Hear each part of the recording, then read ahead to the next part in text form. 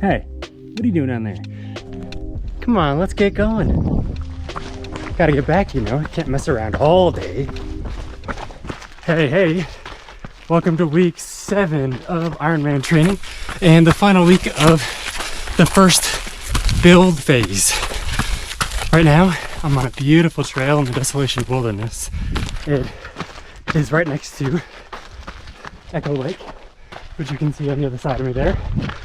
And I admittedly have done this trail before, but that is a beautiful one, so couldn't resist coming up here and getting in a trail run for my long run for the week. I chose this trail not only because it's beautiful, as is obvious, but because it's dynamic in that right now we're on some sand and you can see some granite slabs and lots of rocks, but we're also going to see tons of lakes and we're going to hit a beautiful forest section as well, which I'm excited to show you what that looks like.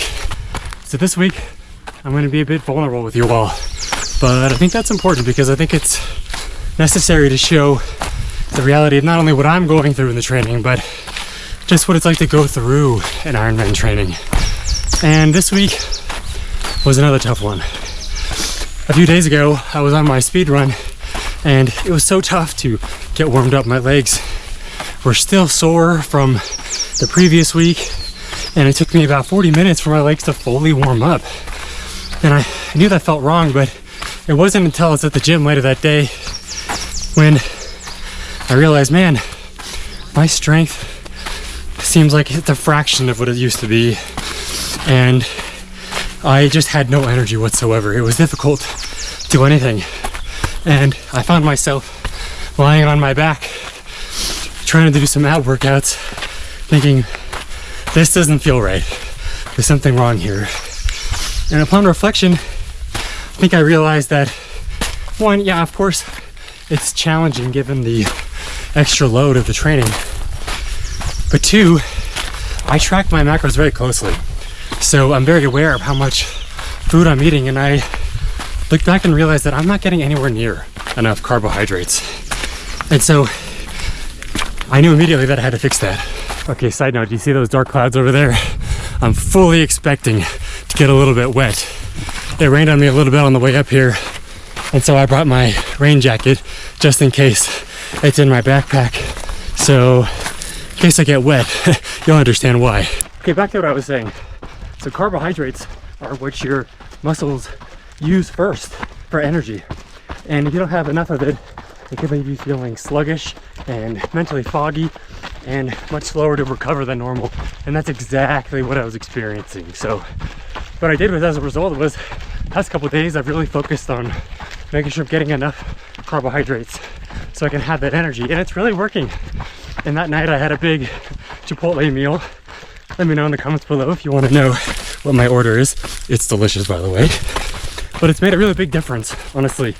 In the mornings I'm feeling much more energetic because my body has the energy it needs to go out and do this kind of exercise. Because when you're training, I mean, for anything really, but particularly for an Ironman, you're asking your body to do a lot. Last week I did over 12 hours of exercise, and this week's gonna be about the same. So I had to skip out on a couple of my trainings, to be honest, this week because I just did not have the energy. However, if I had been having enough carbohydrates, I probably wouldn't have needed to do that. So it's a really good learning lesson. And even dedicated athletes run into problems with their nutrition, and it's something that you have to constantly continue to hone. Now for the mental side of things, I mentioned that I had to skip a couple of trainings this week, and I'm the type of person that really starts to beat myself up when I don't complete the training plan as I'm supposed to. But that's why I came out here, because it's really important to do something that's rejuvenating. And I mentioned in videos before how much I love being in the mountains, and I truly believe that for myself at least, there's not much better medicine than mountain air. So instead of grinding along on the pavement, I decided to come out and get a spectacular view. something else I wanted to discuss was I mentioned in last week's video the importance of being able to push through when you're fatigued. And I think that's really important, of course, because how else do you improve your endurance? There's a caveat that we need to consider. It's imperative that your body absorbs the training so that it can improve your endurance. However, if you're too tired, your body can't absorb that training and you're never going to improve. You're just going to risk burnout, injuries, more fatigue, and not only not finishing the race, but maybe not even getting to the start line. Well, I have an admission. I got myself lost. So that's cool. I felt like something was off because I was going uphill so much. I didn't remember this trail the last time I did it going uphill this much. Sure enough, I looked at my All Trails app and realized I took a wrong turn and ended up going south on the Pacific Coast Trail. So if I hadn't looked at my phone, who knows, I could have ended up in Mexico. But that would have made for some good content, right? But don't worry, I think I found my way. Heading to Lake of the Woods, and I saw a turnoff for it coming up pretty soon on the map, so we'll get there. Don't worry. Although I will say, if my wife was here, she would be laughing hardcore at me because I'm always the one when we're on a hike together to get us lost. And we always have silly arguments about who's better at directions, and I always say it to me, but don't tell her this happened, okay? It's just between us. So I found some mud. That's cool. Let's try not to slip and fall or get too wet. It's quite exciting. This is what I get for getting myself lost. Aha, look at how pretty this is. It's opening up nicely. This is gorgeous.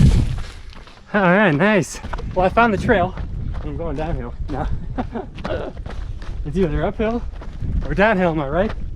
Check out that beautiful mountain over there in the distance. That's Pyramid Peak right there. And fun fact, I have been up to the top, up on the summit.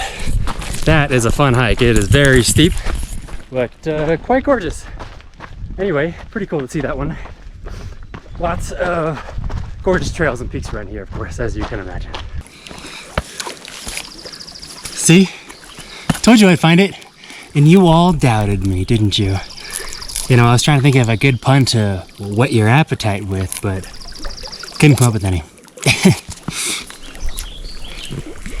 That was a water pun, by the way, in case you missed it. Whet your appetite. All right.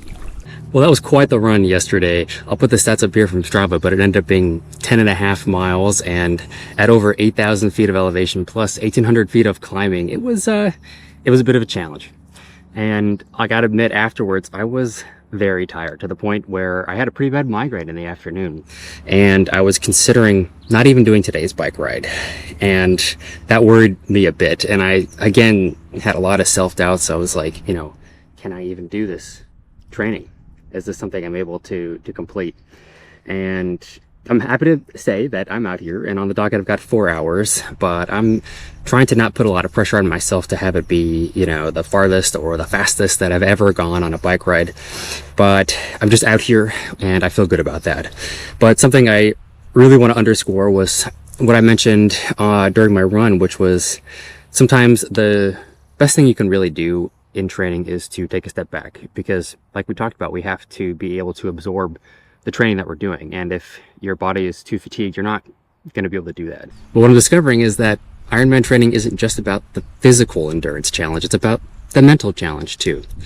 But I'm proud of myself for getting out here today, even though I did not feel like it. I was very sore and tired this morning, but I'm gonna have an off day tomorrow, and that hopefully will get me rejuvenated and ready for next week, where we're going to have some fitness tests, or second fitness tests of the training. And I'm excited to see where I'm at, because we had our first fitness test the very first week, and now we get to see 6 weeks later, or 7 weeks rather, how much I've improved. And so looking forward to letting you know how those go.